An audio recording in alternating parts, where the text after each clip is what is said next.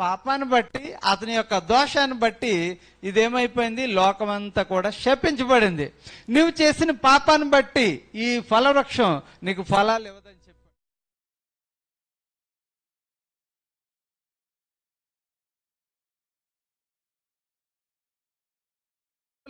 వస్తుంది అని చెప్పాడు. ఆ శాపాన్ని బట్టి భూమి శపించబడింది. నిజంగా మనిషి ఎప్పుడు శాపగ్రస్తుడిగానే ఉన్నాడు. అతను ఎంత ప్రయత్నించినా ఎప్పుడు శాపగ్రస్తుడిగానే మిగిలిపోయాడు. దేవుడు తీసుకొచ్చి మంచి స్థలంలో పెట్టాడు అనుకోండి, అతను మంచిగా ఉండలేదు.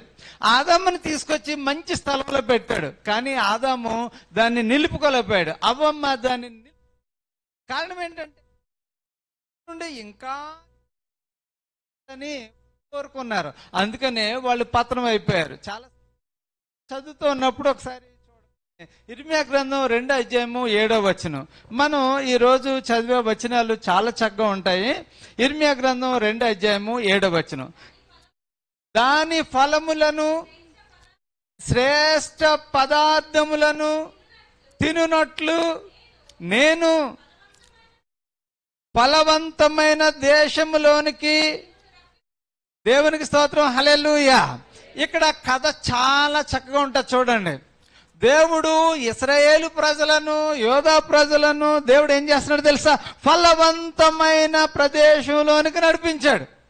ఈవెన్ కానాను పాలు తేనెలు ప్రవహించు దేశం, అక్కడ తీసుకొచ్చి పెట్టాడు. అక్కడ వారు చేసిన అతిక్రమము వలన శత్రువులు వచ్చి వాళ్ళని కొట్టడం ప్రారంభించాడు. ఇప్పుడు మనుషులు తీసుకొచ్చి ఎక్కడ పెట్టాడంటే శ్రేష్టమైన పదార్థములు తిని చూడబెడితే వీళ్ళు దుర్మార్గపు పనులు చేశారంట. అందుకనే తిండికి కరువైంది. చదవండి అమ్మా. నా దేశమును మీరు అపవిత్రపరిచారు, నా స్వాస్థ్యమును మీరు అపవిత్రపరిచారు. చూడండి, ఎంతో చక్కగా మంచి యోగ్యమైన జీవితం ఇస్తా ఉంటే అక్కడ కూర్చోవడానికి కాదు, ఇంకా కావాలని కోరుకుంటారు. మనిషికి ఇప్పుడు అదే ప్రాబ్లం ఏంటంటే, ఇచ్చిన పొజిషన్లో ఉండరు. అరే ఆ పొజిషన్ నాకు ఉండాలి అనుకుంటారు, ఆ పొజిషన్ నాకు ఉండాలి అనుకుంటారు. ఇది దురాశనే చెప్పుకోవాలి. ఫస్ట్ ఏమనుకుంటారంట, చిన్న టీవీ ఉంటే చాలు, అస్సలు టీవీ లేదు అనుకుంటారంట. ఆ చిన్న టీవీ పోయి బొమ్మ కనబడతలేదు, పెద్దది కావాలనుకుంటారు. మళ్ళీ పెద్దది, ఇది బాగాలేదు, ఇప్పుడు ఈ మధ్యకాలంలో చాలా మంచి సాఫ్ట్వేర్తో వచ్చింది, అది కావాలి. మొదట ప్రయాణానికి ఏమి లేదు, చిన్న సైకిల్ ఏదన్నా పాతది ఉంటే ఇప్పించండి అని వస్తారు. పాతది బాగా తుప్పటిపోయింది, ఇంకొక సైకిల్ కొనుక్కుంటాను, ఇది అమ్మేస్తానండి అంటారు. తర్వాత చిన్న బైక్ అంటారు. మనుషులు కోరికలు ఏంటంటే అలా అలా అలా వెళ్ళిపోతూ ఉంటాయి. ఇప్పుడు అలాంటి కోరికలు విస్తారంగా వచ్చేసింది అనుకోండి, దాన్ని దురాశ అంటారు. అందుకనే బైబిల్ ఏం చెప్తుందంటే, నీకు ఏంటి, సెల్ఫ్ కంట్రోల్ ఉండాలి, ఆశా నిగ్రహం ఉండాలి. ఈనాడు యూత్కి ఆశా నిగ్రహం ఉండలేదు. ఈరోజు చిన్న సాఫ్ట్వేర్ ఉద్యోగంలో జాయిన్ అవుతారు, శాలరీ హైక్ కావాలి, ఇంకో దానికి వెళ్తాను, శాలరీ హైక్ కావాలి, ఇంకో దానికి వెళ్తాను.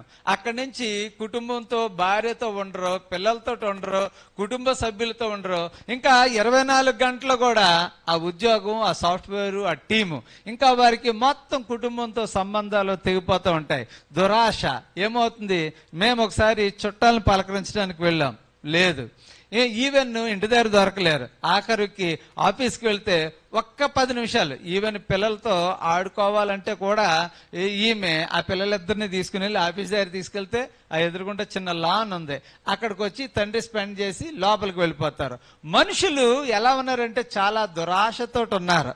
అందుచేత ఏం చేస్తున్నాడంటే, నేను మాత్రం మిమ్మల్ని శ్రేష్టమైన పదార్థములు తినడానికి, భుజించడానికి మిమ్మల్ని కూర్చొని పెడుతున్నాను, కానీ మీరు దానికి పేర్లు పెడుతున్నారు. అక్కడ మీరు సరిగా ఉండలేదు, మీరు నా దేశాన్ని పాడు చేస్తున్నారు. నిజంగా చూస్తే ప్రజలు పాడు చేసేలాగే ఉన్నారు. అది వారి స్వార్థము, వారి అసూయ, వారి యొక్క దౌర్భాగ్యం. ఒకసారి నేను చదువుతున్నాను, యోబు గ్రంథము 5వ అధ్యాయము 2వ వచనం. ఎవరైనా చదవండి, యోబు గ్రంథము 5వ అధ్యాయము 2వ వచనం. దౌర్భాగ్యమును గూర్చి ఏడ్చుట వలన ఆ ప్రజలు ఏం చేస్తారండి, నశించుదురు. ఇంకా బుద్ధి లేని వారు అసూయ వలన. చూడండి, ఇక్కడ 2 విషయాల్ని మాట్లాడుతున్నాడు. 2 ఏంటంటే, ఒకటేమో దౌర్భాగ్యము, 5వ అధ్యాయము 2వ వచనం కదా. ఒకటి దౌర్భాగ్యం, రెండవది ఏంటి? అసూయ. దౌర్భాగ్యము, అసూయ. ఒక్కొక్కసారి నా బతుకింతే, నా బ్రతుకు ఈ గుడిసెలోనే, నా బ్రతుకు ఈ 5,000 రూపాయలే, నా బ్రతుకు దేవుడు ఇలా రాసి పెట్టాడు అని ప్రజలుగా అనుకుంటే నువ్వు అక్కడే ఉంటావు. దేవుడు నిన్నెప్పుడు రాజులలా కూర్చోబెట్టాలని చూస్తున్నాడు, శ్రేష్టమైన భోజనం ఇవ్వాలని చూస్తున్నాడు, నిన్ను గొప్పవాడిగా గొప్పదానిగా చేయాలని చూస్తున్నాడు. కానీ మనం ఎప్పుడు బ్రతుకు నా దౌర్భాగ్యం ఇంతే. కొంతమంది అంటారు నా దౌర్భాగ్యం అండి, వాడు ఎదుగుతున్నాడు, నేను ఎలాగ ఉన్నాను. అతను నేను కలిసి చదువుకున్నా, నా క్లాస్మేటే. అతనేమో ఎలక్ట్రీషియన్ అయ్యాడు, ఇంటింటికి కరెంట్ వేసుకుంటున్నాడు. అతనేమో ఉద్యోగం సంపాదించుకుంటున్నాడు, నేనేమో ఎలక్ట్రికల్ పని చేసుకుంటున్నాను, సౌండ్ సిస్టమ్ వేసుకుంటున్నానండి అంటాడు. అది తప్పని కాదు, కాకపోతే వాళ్ళ యొక్క జీవితాన్ని సరిగా పెట్టుకోలేదు, అందుచేత వాళ్ళు దౌర్భాగ్యంలో ఉన్నారు. దేవుడు ఎప్పుడు దౌర్భాగ్యంలో ఉండమని చెప్పలేదు. ఆయన ఏమంటున్నాడు తెలుసా? యెహోవా ఆశీర్వాదము ఐశ్వర్యం ఇచ్చును. సామెతల గ్రంథంలో ఎంత క్లియర్ గా ఉంది. యెహోవా ఆశీర్వాదం ఐశ్వర్యం కలుగజేస్తుంది. అది దేవుని కష్టార్జన చేత దేవుని యొక్క ఆశీర్వాదము ఐశ్వర్యం ఇస్తుంది. మనల్ని ఎప్పుడు కూడా దౌర్భాగ్యులుగా ఉండాలని, దీనస్థితిలో ఉండాలని దేవుడు కోరుకోలేదు. ఆయన ఎప్పుడు కూడా ధనవంతులుగా ఉండాలనే కోరుకున్నాడు. అందుచేత దావీదు రాస్తాడు, పెంట కుప్పల నుండి దీనులను పైకి లేపేవాడువు. దేవునికి స్తోత్రం, హల్లెలూయా. అయితే కొంతమంది అసూయ చేత, బుద్ధి లేని వారు అసూయ పడతారు. కొన్నిసార్లు ఏం చేస్తారు, బాగా పరుగు పందాలు ఉన్నాయనుకోండి, ఒక అతను బాగా పరిగెట్టేస్తున్నాడు అనుకో, అసూయ అన్నవాడు కాలు అడ్డు పెడతాడు. కారణం ఏంటంటే అతను వెళ్ళకూడదు, నేను వెళ్ళాలి. ఒకవేళ ఇతను తెలివైనడైతే ఆ కాలు ఇరిగిపోద్ది, అతను మాత్రం అలా పరిగెడుతూనే ఉంటాడు. చాలా మంది ఇలాగ బాగా, ఒకవేళ కొంతమంది ఆస్తిపరులు అవుతున్నారు అనుకోండి, దొంగతనానికి వెళ్తారో లేదంటే ఏదైనా చేసి ఆ ఉద్యోగం పోగొట్టాలని చూస్తారు. చాలా భయంకరమైన దినాల్లో మనం ఉంటూ ఉన్నాం. కీర్తన గ్రంథము 49వ అధ్యాయము 16వ వచనం ఈ విధంగా ఉంది. ఒకడు ధనవంతుడైనప్పుడు నువ్వు భయపడకో. ఏంటది? ఒకడు ధనవంతుడైతే నువ్వు భయపడకు. అంటే కారణం ఏంటంటే, అరే బాబు ఆడికి ధనం పెరిగిపోతుంది, నేనేమో ఇలా ఉండిపోతున్నాను, ఆ ధనాన్ని బట్టి నాకు కానీ దెబ్బతీసేస్తాడేమో, వాళ్ళ ధనవంతులు, వాళ్ళతో పోటీకి వెళ్ళలేము, వాళ్ళు పలుకుబడి ఉన్నవాళ్ళు, నేనెంత, నా బతికి ఎంత, ఇలాగ అనుకుంటూ నువ్వు భయపడుతూ కూర్చోకూడదు. కారణం ఏంటంటే ఆ ధనం వల్ల నువ్వేం భయపడకు, ఎవరో మోసుకుపోవడం అని చెప్తున్నాడు. అసూయ పరులు, స్వార్థ పరులు ఏంటంటే ధనవంతుడు భయపడతాడు, పొలిటికల్ పవర్ ఉన్నవాడికి భయపడతాడు, ఇంకా భయమే అతను భయం, అతను దౌర్భాగ్యం, ఇంకా భయపడుతూ ఉంటాడు. ప్రియమైన స్నేహితులారా, వీటన్నిటికీ అతీతమైన శక్తిని మనం కలిగి ఉన్నాం, దేవుని శక్తిని మనం కలిగి ఉన్నాం. కాబట్టి మనం భయపడవలసిన పని లేదు. మరొక విషయం ఏంటంటే, సామెతల గ్రంథము 14వ అధ్యాయము 30వ వచనం ఇక్కడ ఏమంటున్నాడంటే, మత్సరమట ఎముకలకు కుళ్ళు. ఇవన్నీ ఎందుకు చెప్తున్నానంటే, మనుషులు వారి స్వార్థాల వల్ల ఏ విధంగా సృష్టిని పాడు చేస్తున్నారు అనేది తెలుసుకోవడం కోసం ముందుగా కొన్ని విషయాలు తెలియజేస్తున్నాను. సామెతల గ్రంథం 14:30 ఏమన్నా చెప్పండి. సాత్వికమైన మనసు శరీరమునకు జీవము, మత్సరము ఎముకలకు కుళ్ళు. చూడండి చాలా చక్కగా, ఇట్ ఈజ్ ఎ క్యాన్సర్. స్వార్థం అనేది క్యాన్సర్, లేకపోతే మత్సరం అనేది ఒక క్యాన్సర్. ఎముకలలో కుళ్ళటది. సాత్వికమైన మనసు. నువ్వు మంచి మాట మాట్లాడితే ఒంటి మీద దెబ్బ పడదావు, నువ్వు అహంకారంగా మాట్లాడావనుకో దెబ్బలు పడతాయి. కారణం ఏంటంటే, ఏంటి నీకు ఈ పొగరు అంటారు. కాబట్టి నువ్వు సాత్వికంగా మాట్లాడు, మంచి మాట్లాడు, నువ్వు పాజిటివ్గా మాట్లాడు. అంతేగాని మత్సరంతో మాట్లాడావనుకో, అంటే చూసిన వెంటనే డైలాగ్ వేయడు, సటైర్లు వేయడం, లేకపోతే ఈ మధ్యకాలంలో ఫేమస్ అయిన జబర్దస్త్ డైలాగులు వాడడం, ఇలాంటివి ఎలాగున్నాయంటే ఆ వీడియోల వరకే పరిమితం, కానీ నీ జీవితానికి అది అన్వయించుకోకూడదు. ఎప్పుడైతే అన్వయించుకున్నావో మత్సరము ఎముకలకు కుళ్ళు. కాబట్టి మనం ఎప్పుడు అలాంటిది కలిగి ఉండకూడదు. అంతేకాదు సామెతల గ్రంథం 27వ అధ్యాయము 4వ వచనం ఇక్కడ ఎన్వే కోపము ఎదుట ఎవడు నిలవగలడు. తెలుగు బైబిల్లో కోపం అని ఉంటది, ఇంగ్లీష్ బైబిల్లో ఎన్వే, అసూయ ఎదుట ఎవడు నిలవగలడు. ఒకళ్ళు అసూయ పడుతున్నారనుకో మనం నిలవలేం. అసూయ పరులు ఏం చేస్తారో తెలుసా, ఈవెన్ చెట్టు ఉన్నది అనుకోండి, చెట్టు కింద ఎవరైనా 10 మంది నిలబడుతున్నారు అనుకోండి, ఆ చెట్టు నరికించేస్తారు. మేము మా కళ్ళారా చూసాం చెట్లు. ఒకసారి ఒక చెట్టు ఉండేది, ఆ చెట్టు కింద సైకిల్ అన్ని పెడతా ఉన్నారు. 1 సంవత్సరం గడిచింది. అబ్బా మంచి చాలా ఎండగా ఉందని పిల్లలు చెట్టు కిందకి వెళ్తే చెట్టు నరికించేసారు. అదేమ్మా నరికించేస్తున్నారంటే, ఇది ఎందుకండి అనవసరంగా అడ్డుగా ఉంది. ఎవరికి అడ్డుగా ఉంది? ఎవరికి అడ్డుగా ఉంది అంటే ఎన్వే, ఆ స్వార్థం అన్నమాట. అప్పుడు నేను అనుకున్నాను, ఓహో ఎన్వే అంటే ఎలా ఉంటుందా. చాలాసార్లు మనం బైబిల్లో కూడా చూస్తూ ఉంటాం. యేసేపు కొత్త బట్టలు వేసుకుంటే ఏమొచ్చేది? వాళ్ళ అన్నలకే జెలస్, అసూయ, మత్సరం. అది క్యాన్సర్ లాగా వాళ్ళందరిలోనూ ప్రవహించి ఆఖరికి చంపడానికి కూడా దారి తీసింది. ఈవెన్ ఇదే మత్సరం హామానుకు కూడా వచ్చింది. హామాను నా ముందు మోకరిల్లడం లేదు, నమస్కారం చేయడం లేదు. కొంతమందికి ఇదో ప్రాబ్లము, నమస్కారం చేయకపోతే చూడండి ఎంత గర్వమో, ఏదో ఆలోచనలో వెళ్ళిపోతా ఉన్నారనుకోండి, నేను నమస్కారం చేయాలన్న ఇంగిత జ్ఞానం కూడా లేదా. హామానుకు వచ్చిన మనసు అనమాట అది. నమస్కారం చేయకపోవచ్చు, ఒక్కొక్కసారి ఏదో మనసు బాగుండకపోవచ్చు. ఏంటి సార్ రోజు నమస్కారం చేసేవారు, ఏమైంది ఈరోజు మీకు మనసు బాగలేదు అంటే, అయ్యయ్యో మర్చిపోయినండి అని చెప్తాడు. తప్పేం లేదు. మాకు మాస్టర్ ఒక ఆయన ఉండేవారు, ఆయన పేరు కూడా చెప్తాను, ఆయన విల్సన్ గారు. నేను వెళ్ళిపోతా ఉంటే వాకింగ్కి వెళ్ళేవాళ్ళం ఆయన నేను కలిసి. ఆయన పొలాలు మోసుకొచ్చి ఆవిడకి నమస్కారం చెప్పేవాడు. ఇదేంటి మనమేంటి ప్రొఫెసర్లు ఏంటి పొలాలు మోసుకొచ్చి ఆవిడకి నమస్కారం చెప్తాడేంటి? ఆవిడ కచ్చప్ వేసుకుని చీర పైకి తోపుకుని వస్తూ ఉంటే, అలాగా ఒక్కొక్కసారి ఈ మేకల్ని తీసుకొని ఒక అతను వస్తూ ఉన్నాడు అనుకో, బాబు నమస్తే అనేవాడు. ఏడు సార్ నమస్తే అంటున్నారంటే, ఆగండి సార్ ఒక 5 రోజులు మనమే చెప్తాం, 6వ రోజు వాళ్ళు తిరిగి చెప్తారు, మనకి నేర్పిస్తున్నాను వాళ్ళకి అనేవాడు. అంటే అలా మనం చేయలేం. ఒక్కొక్కసారి ఎవరన్నా అలా పోతుంటే మీరు పిలిచి 2 సార్లు నమస్కారం చెప్పండి, 3వ రోజు ఏం చేస్తారు? వాళ్ళే తిరిగి చెప్తారు. కానీ నమస్కారంలో చాలా ఏంటున్నది తెలుసా? విధేయత, లేకపోతే అది ఒక బ్లెస్సింగ్ తీసుకొస్తుంది ఆ నమస్కారం అనేది. కాబట్టి ప్రతి ఒక్కరికి మనం నమస్కారం చెప్పాలి, చెప్తేనే మంచిది. కయ్యను లోని మత్సరం పుట్టింది. మత్సరం పుట్టి ఏం చేశాడు? హేబేలు తన సోదరుని చంపేశాడు. అంటే మత్సరం ఎందుకు పుడుతుంది?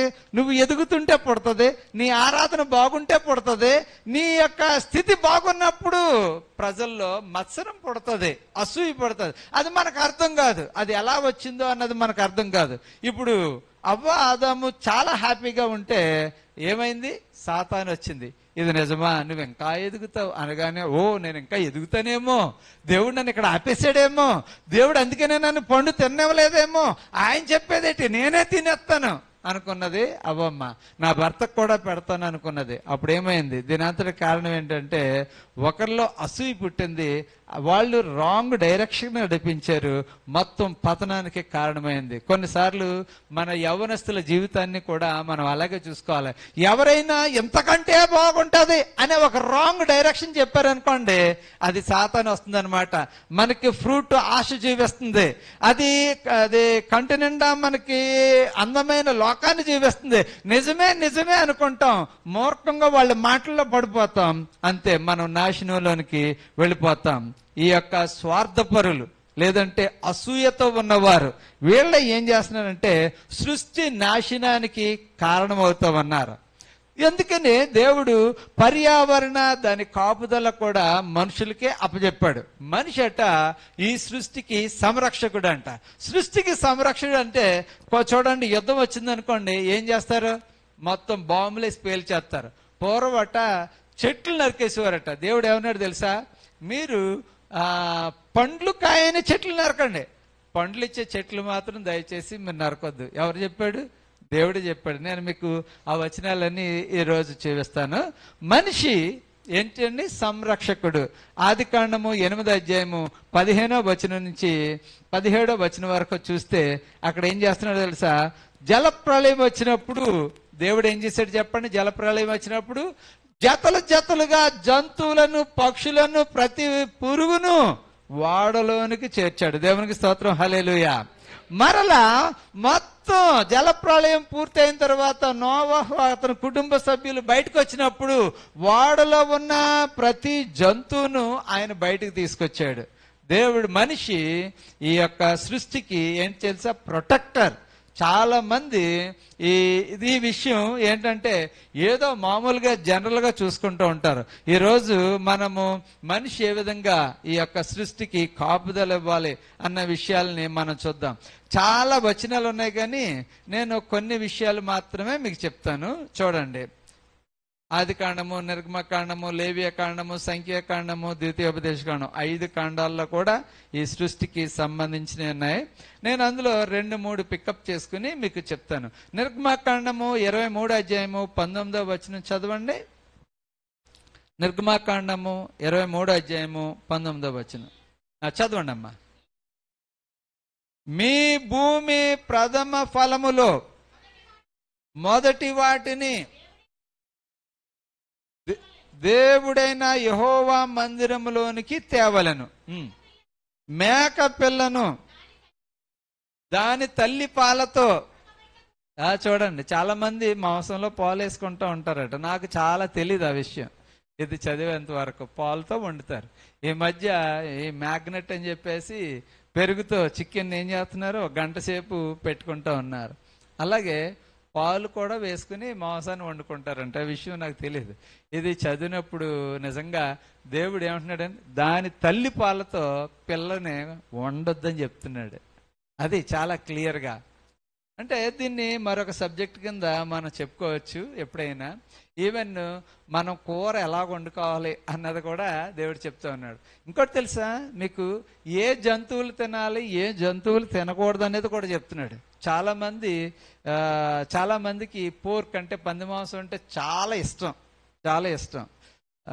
కానీ దేవుడు ఏం చెప్పాడు తెలుసా, మీరు పంది మాంసం తినకూడదు అని చెప్పాడు. అందుకని అది యూదులకి ఇజ్రాయెల్ దేశంలో పంది మాంసం ఉండదట. వాళ్ళు అక్కడ ఏమి ఉండరు. ఒకసారి ఇదే అధ్యాయము మనం చదువుదాం. చూడండి, నిర్గమకాండం 23 అధ్యాయం కదా మనం చదువుతున్నాము. ఎన్నో వచనం చదువుతున్నామమ్మా? 19 నుంచా? ఓకే, కొన్ని వచనాలు ఇంకా చదువుదాం. చూడండి,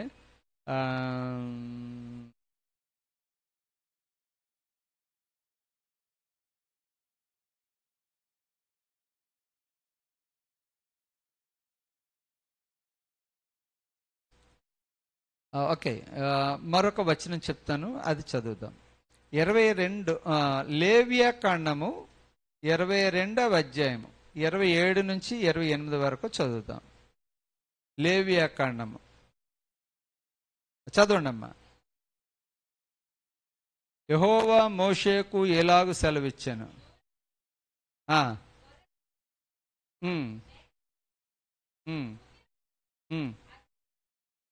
అది 7 దినములు. చూడండి, అంటే పుట్టిన వెంటనే కొంతమంది తీసుకెళ్ళిపోతూ ఉంటారు. 7 రోజులు తల్లిని బిడ్డని వేరుపరచకూడదంట. అంటే దాన్ని పురటాలంటారు కదా మనకి. చూడండి ఎంత క్లియర్గా చెప్తున్నాడో. ఈ రోజుల్లో చాలా మంది వెంటనే సెపరేట్ చేసేస్తున్నారు. మోషే అప్పుడే చెప్పేశాడు, మీరు అసలు 7 రోజుల పాటు ఎప్పుడు దాన్ని వేరు చేయకూడదు. చదవండి అమ్మా. 8వ నాడు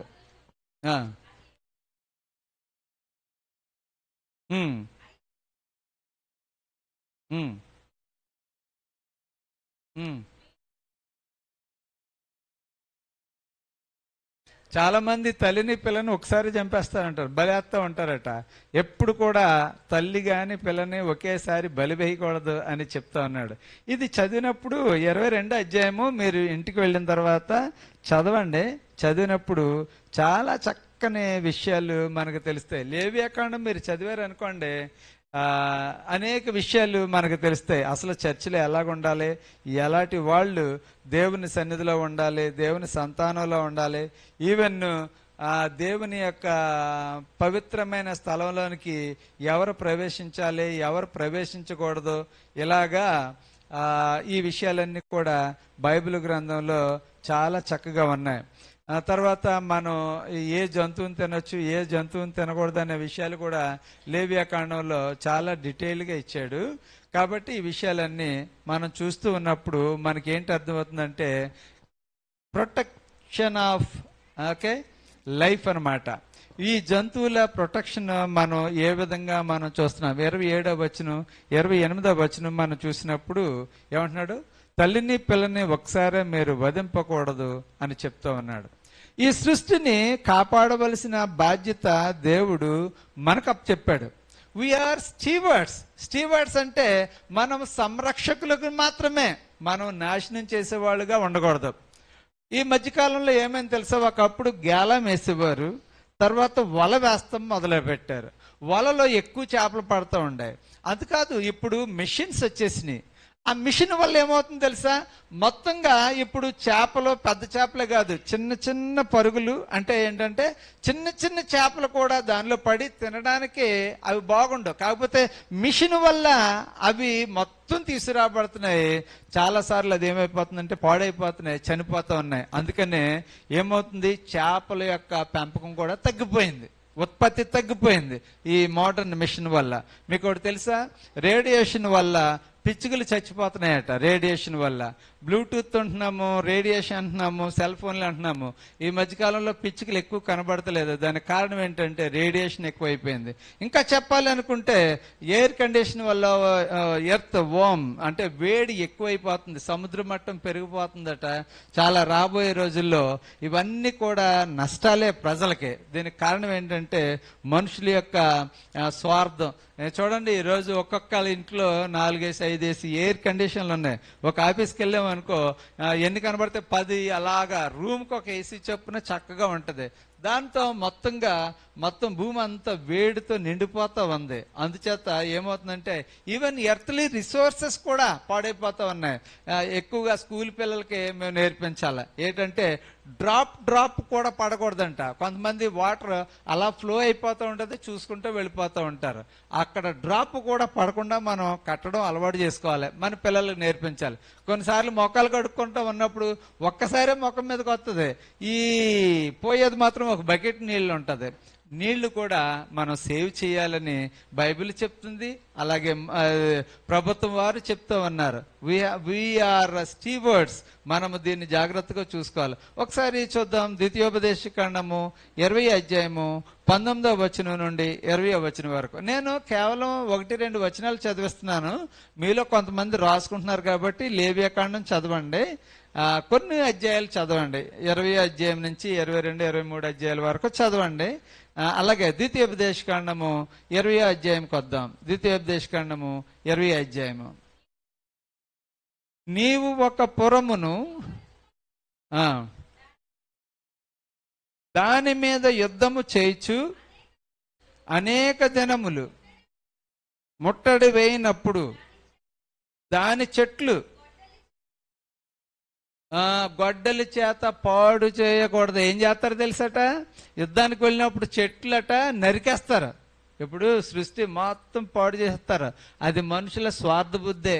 కారణం ఏంటంటే ఒక దేశం మీద గెలవాలంటే ఇంకొక రాజు ఏం చేస్తాడు, దాన్ని పాడు చేస్తాడు.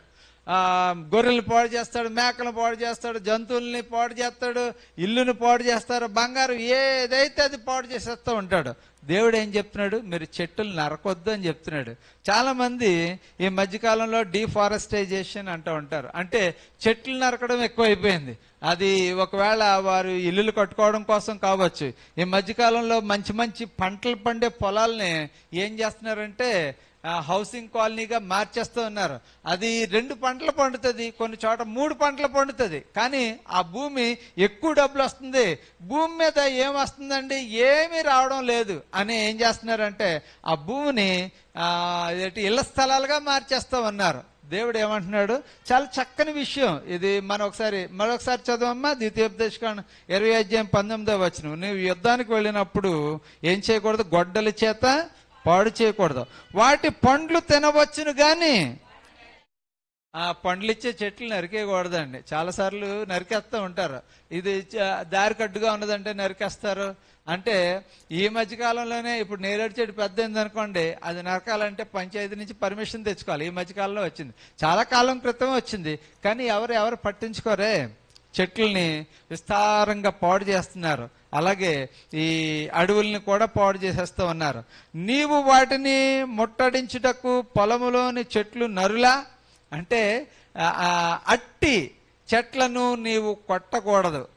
ఏ చెట్లు తినదగిన ఫలములనిచ్చినవి కావని నీవెరుగుదువో వాటిని పాడు చేసి నరికి నీతో యుద్ధము చేయు పురము వరకు దాన్ని ఎదురుగా ముట్టడి దెబ్బ కట్టవచ్చును. ఏదన్నా చెట్టు ఫలాలు ఇస్తలేదు అని అన్నారు అనుకో, అలాంటివి నరకండి. కానీ తినగలిగిన పండ్లు ఇచ్చే ఆ చెట్లను ఎందుకు నరుగుతావు? కాబట్టి చెట్లు కూడా మనం నరకకూడదని దేవుని వాక్యం చాలా క్లియర్గా తెలియచేస్తుంది. ఇంకేంటంటే మన జంతువుల పట్ల కంపాషన్ కలిగి ఉండాలి. దీన్నే మన భారతదేశంలో భూతదయ అంటారు. అంటే చీమలను చంపకూడదు.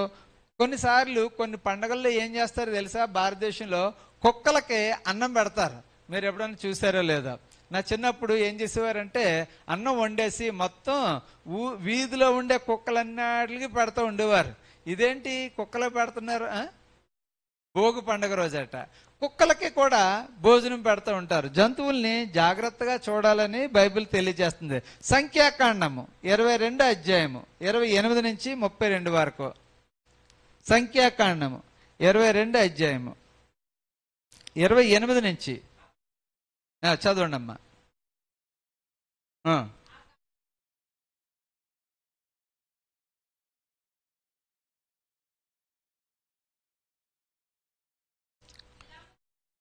చాలండి. అంటే మనం గాడిదలు కొడతాం, గేదెలు కొడతాం, జంతువులు కొడతాం. ఒక్కొక్కసారి ఈ మీరు ఎప్పుడన్నా జూకి వెళ్ళారో లేదో, ఏం చేస్తారో అందులో ఉన్న పక్షులకి ఏడిపిస్తూ ఉంటారు. మంకీస్తో ఏడిపిస్తూ ఉంటారు. అది ఊరుకుంటుంది ఏంటి, ఒకసారి చూస్తుంది మీద పడిపోతుంది.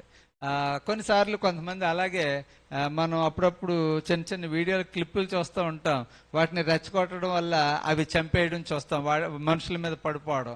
కాబట్టి బైబిల్ ఏం చెప్తుందంటే అనవసరంగా జంతువులను కొట్టకూడదు, కుక్కలను కొట్టకూడదు, పిల్లల్ని కొట్టకూడదు, వీటిని ఏమీ కొట్టకూడదు. మనుషులు ఏం చేస్తారు? వాటి పట్ల దయ కలిగి ఉండాలి. అప్పుడు గాడిద కట్ట దేవుడు మాట ఇచ్చాడంట. అందుకని గాడిద అన్నదంట, నేను ఇన్ని సంవత్సరాలు నిన్ను మోసాను, నీకు ఎప్పుడు హాని చేయలేదు, నువ్వు చెప్పిన చోటకి తీసుకెళ్ళాను, కనీసం కనికరం లేకుండా నువ్వు నన్ను ఎందుకు కొట్టావు అని అడిగినప్పుడు అతను ఏం మాట్లాడతాడు? అతను ప్రవక్త. ఒకవేళ మనం చేసే అధికారం ఎలాగుంటుందో తెలుసా? చాలా అధికారం. నోరు లేని వాళ్ళని, మోగవాళ్ళని ఏడిపిస్తూ ఉండవచ్చు. బహుశా వాళ్ళు బలహీనలుగా ఉన్నారు అని అనుకోవచ్చు. సడన్ గా వారికి కానీ నోరు వచ్చింది అనుకోండి, ఏం జరుగుతుంది? ప్రవక్త అయినా సంబంధం లేదు, వాళ్ళ పెద్దవాళ్ళైనా సంబంధం లేదు. నువ్వెందుకు నన్ను కొట్టావంటే వాళ్ళ దగ్గర జవాబు ఉండదు. ప్రొటెక్షన్ ఆఫ్ వైల్డ్ లైఫ్, ఇదే ద్వితీయోపదేశకాండమే. ద్వితీయోపదేశకాండం 22 అధ్యాయం మరలా 6వ వచనం నుండి 7వ వచనం వరకు మనం చూద్దాం. ద్వితీయోపదేశకాండం 22 అధ్యాయము చదవండి అమ్మా.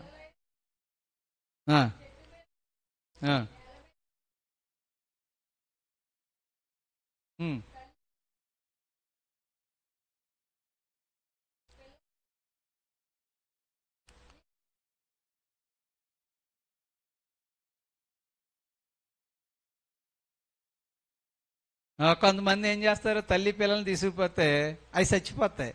తల్లిని విడిచిపెడితే ఇంకా మరొకసారి గుడ్లు పెట్టచ్చు, పిల్లలు కానొచ్చు చాలా.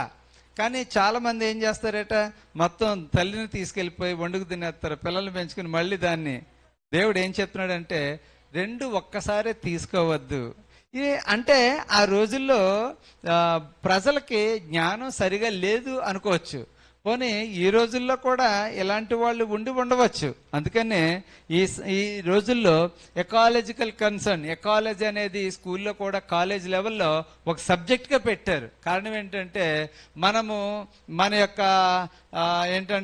పర్యావరణము సరిగా చూసుకోలేదనుకోండి, రానున్న తరాలకి మనం నాశనమైన పురాన్నే మనం ఇవ్వగలుగుతాం, కానీ వాళ్ళకి ఇంకేం మిగలదు అని మన పెద్దలు ఈ రోజుల్లో చెప్తూ ఉన్నారు. కాబట్టి ఈ అధ్యాయాలు మీరు చదివినప్పుడు మనం జంతువులతో ఎలా ఉండాలి, పక్షులతో ఎలా ఉండాలి, ఇవన్నీ కూడా మనకి అర్థమవుతూ ఉంటాయి. మీకు ఒకటి తెలుసా? ఈ యొక్క సృష్టి చాలా బాధపడుతుందంట. కారణం ఏంటంటే ఒకటి, మనం సృష్టిని బాధపడతా ఉన్నాము. అందుచేత సృష్టి కూడా దేవుని యొక్క కుమారుని రాక కోసం ఎదురు చూస్తుంది. అక్కడ ఉన్న చూడండి, రోమిలకు రాసిన పత్రిక 8వ అధ్యాయము,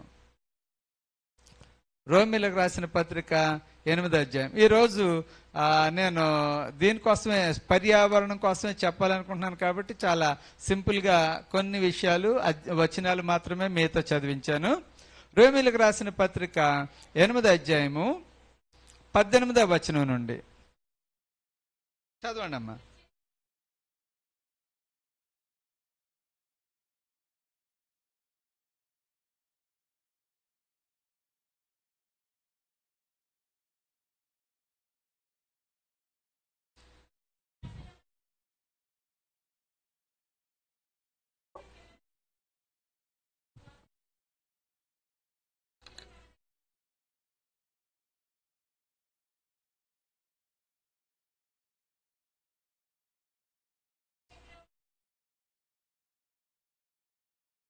దేవునికి స్తోత్రం, హల్లెలూయా.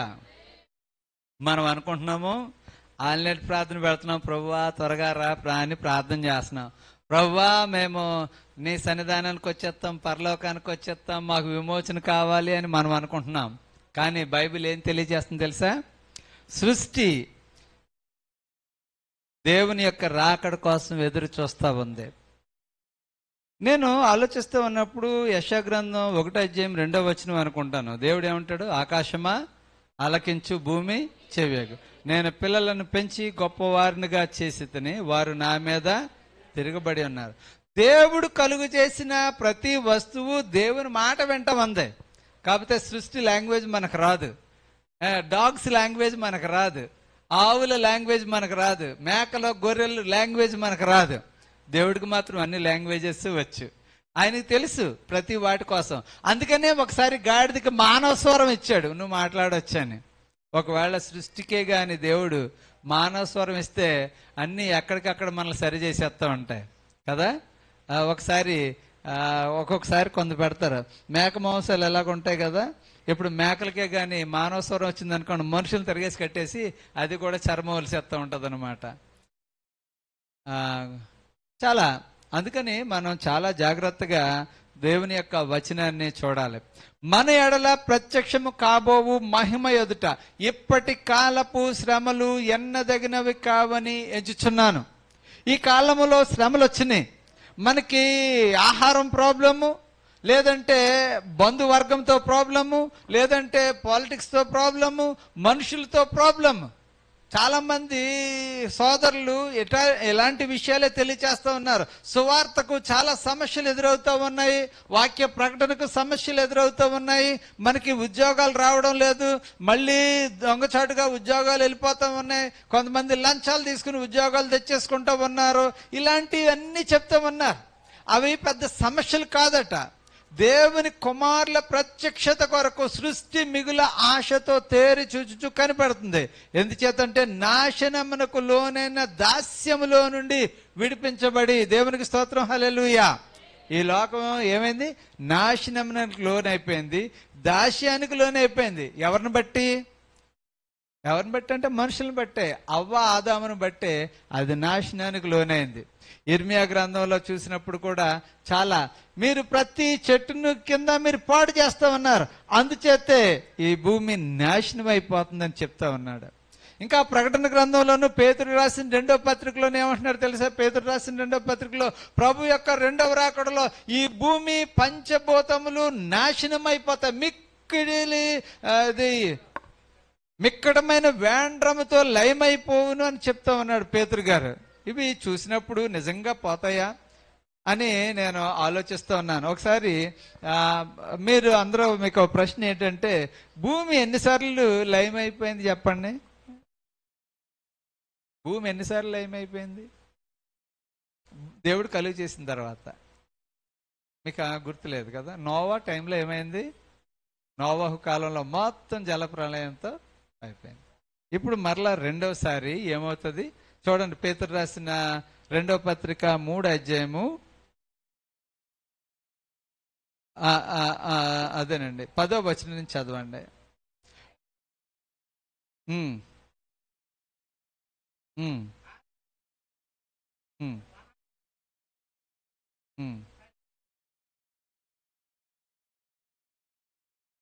ఉమ్ భూమియు దాని మీదనున్న కృత్యములు కాలిపోను. ఇవన్నీ ఇట్లు లయమైపోయినవి గనుక ఆకాశములు రవులుకొని లయమైపోవునట్టు పంచభూతములు మహావేంద్రముతో కరిగిపోవునట్టు దేవుని దినపు రాకడ కొరకు కనిపెట్టుచు దానిని ఆశతో ఆపేక్షించుచు మీరు పరిశుద్ధమైన ప్రవర్తనతోనూ భక్తితోనూ ఎంతో జాగ్రత్త గలవారై ఉండవలను. అయినను మనం ఆయన వాగ్దానమును బట్టి క్రొత్త ఆకాశముల కొరకును క్రొత్త భూమి కొరకును కనిపెట్టుచున్నాము. వాటి యందు దేవునికి స్తోత్రం. హల్లెలూయా. అంటే ప్రస్తుతం ఉన్న భూమి మీద అవినీతి నివసిస్తా ఉంది. అందుచేత భూమి ఏం చేస్తుందంటే సృష్టి మిగుల ఆసక్తితో ప్రభు యొక్క రాకడ కోసం కనిపెడతా ఉంది. మన ప్రవర్తన ఎలా ఉండాలి, ఇది ముఖ్యమైన. ఇలాంటి పరిస్థితుల్లో మనం ఎలాగ ఉండాలంటే మీరు పరిశుద్ధమైన ప్రవర్తనతో ఉండాలి. దేవునికి స్తోత్రం. హల్లెలూయా. రెండవది భక్తితో ఉండాలి. ఈ రోజుల్లో భక్తి తగ్గిపోయింది ప్రజల్లోనూ. ప్రార్థనా జీవితం తగ్గిపోయింది, బైబిల్ చదవడం తగ్గిపోయింది. ఎందుకంటే ఎవరికి ఖాళీ ఉండలేదు. చాలా 24 hours ఇన్స్టాగ్రామ్తో లేకపోతే ఇంటర్నెట్తో యూట్యూబ్తో ప్రజలు గడుపుతూ ఉండడాన్ని బట్టి కొంచెం ఖాళీ ఉంటే సెల్ ఫోన్ పట్టుకుంటూ ఉన్నారు. అంతే, ప్రార్థనా జీవితం తగ్గిపోయింది. అందుచేత దేవుడు మన అందరికీ తెలియచేస్తూ ఉన్నాడు, మనము మన ప్రవర్తన ఎలాగ ఉండాలంటే పరిశుద్ధంగా ఉండాలి. అంతేకాదు ఎలా ఉండాలి, భక్తితో ఉండాలి. అంతేకాదు ఆయన రాకడ కొరకు మనం కనిపెడుతూ ఉండాలి. ప్రేమైన సహోదరి సహోదరులారా, ఈరోజు దేవుడు మన అందరితోనూ మాట్లాడేది ఏంటంటే మన స్వార్థాన్ని బట్టి చెట్లు కొట్టేయకూడదు, మన స్వార్థాన్ని బట్టి జంతువులను హింసించకూడదు, మన స్వార్థాన్ని బట్టి అంటే మాట్లాడలేని ప్రజలను బాధ పెట్టకూడదు, మన స్వార్థాన్ని బట్టి బలహీనులను ఇబ్బంది పెట్టకూడదు అని దేవుడు తెలియజేస్తూ ఉన్నాడు. ఈవెన్ యెషయా గ్రంథంలో కూడా వ్రాయబడింది, మోగవారి పక్షంగా నేను మాట్లాడతాను, బలహీనుల పక్షంగా నేను యుద్ధం చేస్తానంటా ఉన్నాడు. ఈ సృష్టే కాదు, సృష్టిలో కొన్ని జంతువులు బలహీనులుగా ఉంటా ఉన్నాయి. వాటి పక్షంగా మనం కూడా ప్రార్థన చేయాలి. ప్రభువా బలహీనులను బలపరచు అని మనం ప్రార్థన చేయాలి. కాబట్టి ఈ దినాన పర్యావరణ ఆదివారం సందర్భంగా దేవుడు ఈ పర్యావరణ కోసం మనకు తెలియచేసేది ఏంటంటే వీఆర్ స్టీవర్డ్స్. మనము సేవకులం మాత్రమే, మనం పాడు చేసేది కాదు. చూడండి, నేను ఊరు వెళుతూ ఒకళ్ళని దీనికి ఇన్ఛార్జిగా పెట్టాను అనుకోండి, వాళ్ళు ఏం చేయాలంటే ఓకే దీన్ని శుభ్రం చేయాలి, మళ్ళీ దీన్ని ఉపయోగించుకోవాలి, అంతేగాని దీన్ని పాడు చేయకూడదు. ఇది నాకు అనుకూలంగా మలుచుకుంటానని చెప్పి మధ్యలో 2 స్తంభాలు తీసేయకూడదు. కారణం ఏంటంటే దేవుడు కూడా ఈ భూమిని మనకు అలాగే అప్పగించాడు. ఆయన మనకు ఎలాగ అప్పచెప్పాడంటే స్టీవర్డ్స్, మనం బాగు చేయాలి, మొక్కలు వేయాలి, జంతువులు పెంచాలి, జంతువులకి పోషణ అందించాలి, పక్షులకు పోషణ అందించాలి. అలాగే బలహీనులను మోగ జంతువులను మనం గుర్తించుకోవాలి, బలహీన ప్రజల్ని కూడా మనం ఆ విధంగా మనం ప్రేమించాలి. అలా చేసినప్పుడు నిజముగా మన వెలుగు పగలు కాదు రాత్రులు కూడా తేజరిల్లుతుందని దేవుడు తెలియచేస్తూ ఉన్నాడు. ఈ సందర్భంగా నేను ఆఖరుగా ఈ వచనాన్ని మీకు చూపించి ముగించాలనుకుంటూ ఉన్నాను. యెషయా గ్రంథము 58వ అధ్యాయము 7వ వచనం నుండి చదువుకుంటూ వచ్చేయమ్మా 10 వచనాలు.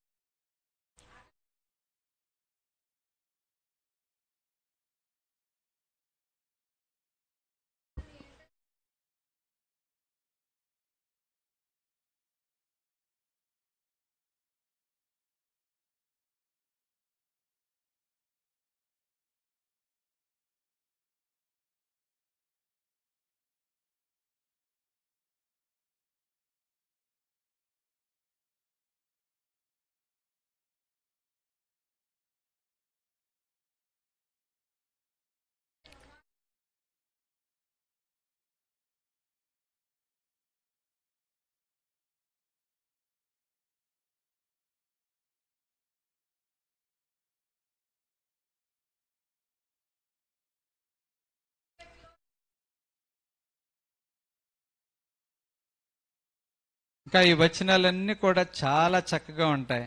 ఏంటంటే చీకటిలో నీ వెలుగు ఏం చేస్తుందట? కష్టకాలంలో దేవుడు నీకు విడుదల ఇస్తాడు. నీవు ఇబ్బందుల్లో ఉన్నప్పుడు దేవుడు నీకు శాంతి సమాధానం ఇస్తాడు. ఒకసారి మనము ఇంటికి వెళ్ళిన తర్వాత ఈ అధ్యాయాన్ని మరలా మీరు చదవండి, మర్చిపోవద్దు. యెషయా గ్రంథము 58వ అధ్యాయం. మనమందరూ కూడా కళ్ళు మూసుకుందాం, ప్రార్థన చేద్దాం. మనమందరూ కూడా కళ్ళు మూసుకుందాం, ప్రార్థన చేద్దాం. దేవా, సృష్టిని మేము పాడు చేస్తున్నాం. అది మూగది, మాట్లాడలేనిది. వైల్డ్ యానిమల్స్ని మేము బాధ పెడుతూ ఉన్నాం. అవి మోగవి, మాట్లాడలేనివి. ఈ చెట్లు పుట్టలను మేము బాధ పెడుతూ ఉన్నాము. విచక్షణారహితంగా నరికేస్తూ ఉన్నాము. అందుకని గ్లోబల్ వార్మింగ్ చాలా పెరుగుతోంది. పర్యావరణ చాలా వేడెక్కిపోతూ ఉంది. మనుషులు స్వార్థాన్ని బట్టి ఈ విధంగా చేస్తూ ఉన్నారు. చక్కని పంట పొలాల్ని మనుషులు స్వార్థానికి ఉపయోగించుకొని వాటిని నివాస స్థలాలుగా మార్చేసుకుంటూ ఉన్నారు. మనుషులు డీఫారెస్టైజేషన్ చేస్తూ ఉన్నారు. జంతువులను హింసిస్తూ ఉన్నారు. తండ్రి, వాటి కోసం మేము ప్రార్థన చేస్తూ ఉన్నాము. అలాగే మూగవారిగా ఉన్న ప్రజలను బలవంతులు ఇబ్బంది పెడతా ఉన్నారు. మాట్లాడలేని వారిని, బలహీనులను ప్రజలు ఇబ్బంది పెడతా ఉన్నారు. వారి యొక్క స్వార్థంతో, వారి యొక్క మత్సరంతో, వారి యొక్క కుళ్ళుతో ప్రజలను ఇబ్బంది పెడుతున్నారు. కాబట్టి ప్రభువా, అటువంటి వారిని దర్శించండి, వారికి సహాయం అందించండి. ఈ దినాన ప్రార్థన చేస్తూ ఉన్నాము. మేమందరం కూడా ఈ సృష్టిని కాపాడుటలో మేము కూడా బాధ్యత కలిగి ఉన్నట్లుగా మీరు మాకు తెలియచేసినందుకై వందనాలు. మేమందరం కూడా మా సృష్టి పట్ల, మా పర్యావరణ పట్ల బాధ్యత కలిగిన పౌరులుగా ఉండడానికి సహాయం చేయండి. ఆ విధంగా నీ పట్ల విశ్వాసంతో జీవించడానికి సహాయం చేయండి. మా జీవితంలో ఎన్నో మేళ్లు చేస్తున్న దేవా, ఇదిగో తండ్రి, చీకటిలో వెలుగు ప్రకాశిస్తుంది అని అంటూ ఉన్నావు. ఎవరైతే ఈ సమయంలో బాధలో ఉన్నారో, ఇబ్బందుల్లో ఉన్నారో, ఇరుకులో ఉన్నారో వారి కోసం ప్రార్థన చేస్తూ ఉన్నాం. ఎవరైతే అనారోగ్యంతో బాధపడుతున్నారో వారికి ప్రార్థన చేస్తూ ఉన్నాం. దేవా, మంచి విడుదలను మీరు అనుగ్రహించండి. నీ గొప్ప కాపుదలను అనుగ్రహించండి. మరొకసారి నీకు వందనాలు చెల్లిస్తూ యేసుక్రీస్తు నామమును బట్టి అడుగుచున్నాం తండ్రి, ఆమేన్. సమయంలో ప్రత్యేకమైన పాట. దివ్య, పాడతావా? ఓ పాట పాడు.